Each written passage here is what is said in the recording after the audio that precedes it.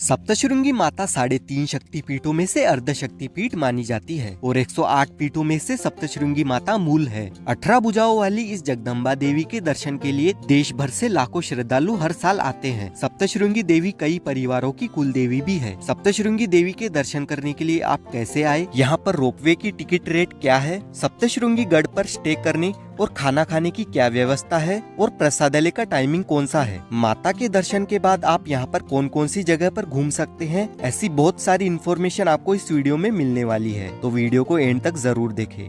सप्तशृंगी गढ़ सह्याद्री पर्वत के 7 छोटे बड़े पहाड़ों से घिरा हुआ है और 4,500 फीट की ऊंचाई पर स्थित है। यहाँ पर आने के लिए आपको नासिक के ओल्ड बस स्टैंड से सप्तशृंगी गढ़ वनी आने के लिए हर आधे घंटे में एसटी बस मिल जाती है, जो 120 रुपए के टिकट फेयर में आपको सप्तशृंगी गढ़ तक पहुँचा देती है।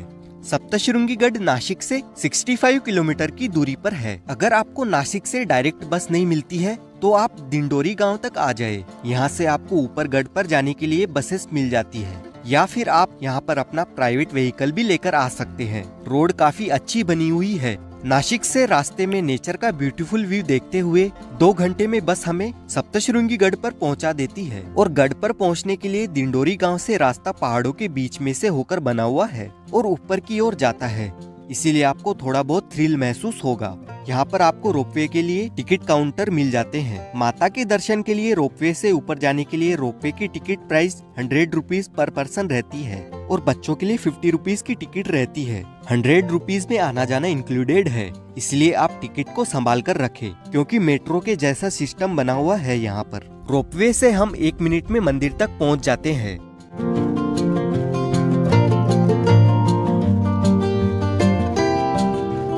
बहुत सारे भक्त अपनी मनोकामना लेकर माता के पास आते हैं, या फिर उनकी मनोकामना पूर्ण हो जाती है तो वे सीढ़ियों से ऊपर जाते हैं। यहाँ से आपको 472 सीढ़ियाँ चढ़कर जाना होता है और लगभग 30 से 40 मिनट में हम माता के मंदिर तक पहुँच जाते हैं। सीढ़ियों के रास्ते आपको बहुत ही ब्यूटीफुल व्यू देखने को मिलता है और ठंडी ठंडी फ्रेश हवा चलती रहती है, तो सीढ़ियाँ चढ़ते टाइम आपको टाइम का पता ही नहीं चलता। और आप है वैसे भी परिक्रमा करने वाला रास्ता खराब हो चुका है। चैत्रोत्सव के समय देवी माँ के दर्शन करने के लिए भारी मात्रा में भक्त आते हैं। अगर आप वीकेंड में या फिर चैत्रोत्सव नवरात्रि के समय देवी माँ के दर्शन करने के लिए आते हैं तो काफी लोगों की तादाद आपको देखने को मिल सकती है और दर्शन करने के लिए आपको वेट करना पड़ सकता है। पौराणिक कथा के अनुसार माता की यह मूर्ति स्वयंभू रूप में पाई गई थी। आदिशक्ति देवी माता ने महिषासुर का वध करने के बाद इसी स्थान पर माता विश्राम करने के लिए निवास करती थी। चैत्रोत्सव के समय लाखों भक्तगण दिंडोरी गांव से पैदल नंगे पांव चलकर माता के दर्शन करने के लिए आते हैं और जो भी श्रद्धालु माता के प्रति सच्ची श्रद्धा आस्था लेकर आता है उसकी मनोकामना पूर्ण होती है। 7 पहाड़ों से घिरी होने के कारण माता को सप्तशृंगी माता के नाम से जाना जाता है। जब हम देवी के दर्शन करने के लिए उनके गर्भगृह में जाते हैं तब वहाँ के महंत हमारे माथे पर, उस समय ऐसा लगता है साक्षात माता का आशीर्वाद हमें प्राप्त हुआ है।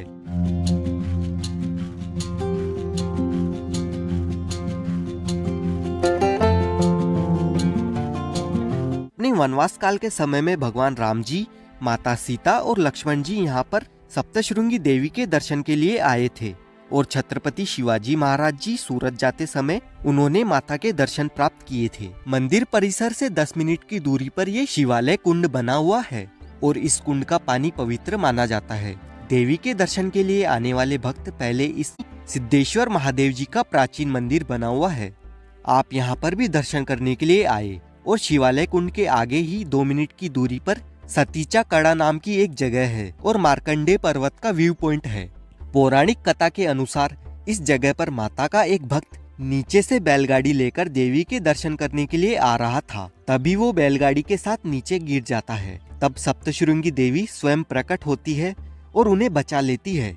देवी अपने भक्त की भक्ति देखकर उसे एक वरदान देती है कि जो भी मेरे दर्शन को आएगा वो तुम्हारा भी दर्शन करेगा। उस बैलगाड़ी के टायर के निशान आज भी हमें यहाँ पर देखने को मिलते हैं और सामने मार्कंडे पर्वत की नेचर ब्यूटी भी देखने को मिलती है। मार्कंडे ऋषि इस पर्वत पर तपस्या किया करते थे और कहते हैं कि मार्कंडे ऋषि इस पर्वत से सप्तशृंगी देवी को कथाएं और श्लोक सुनाते थे और अम्बे माँ कान लगाकर सुनती थी, इसीलिए तो माता की मूर्ति थोड़ी इधर झुकी हुई है। यहाँ से बहुत ही सुंदर नज़ारे आपको देखने को मिलते हैं और मॉनसून में तो यह जगह एकदम खिल उठती है।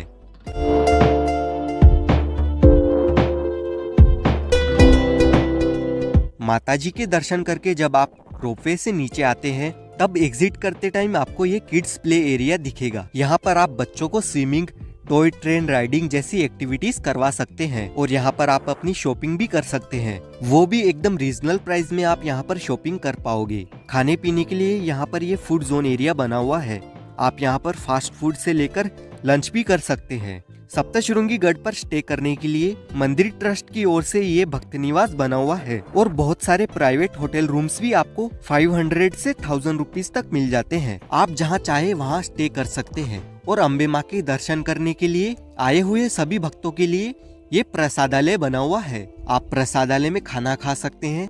प्रसादालय का टाइमिंग सुबह 8 बजे से दोपहर के 2:30 बजे तक रहता है और शाम के टाइम में 7 बजे से रात के 9 बजे तक प्रसादालय ओपन रहता है। अगर आप नासिक टूर प्लान कर रहे हैं तो मैंने सेपरेट नासिक टूरिस्ट प्लेसेस के वीडियोस बनाए हुए हैं, जिनमें नासिक दर्शन है जहां पर लक्ष्मण जी ने शूर्पणखा की नाक काटी थी, सीता गुफा, रामकुंड और भी बहुत सारी प्लेसेस है। त्र्यंबकेश्वर दर्शन जो 12 पवित्र शिवलिंगों में से एक है, अंजनेरी पर्वत जहां पर हनुमान जी का जन्म स्थान है, ब्रह्मगिरी पर्वत जहां पर शिव जी ने अपनी जटा पटकी थी और यहाँ पर गोदावरी नदी का उगम स्थल भी है और वहाँ की ट्रेकिंग के बारे में आपको डिटेल में इंफॉर्मेशन के साथ वीडियोस मिल जाएंगी। नीचे डिस्क्रिप्शन में जाकर लिंक पर क्लिक करके आप उन वीडियोस को देख सकते हैं। आप 3 दिन में ये सभी प्लेसेस कवर कर सकते हैं। दोस्तों, वीडियो अच्छा लगा हो तो लाइक कर दीजिए।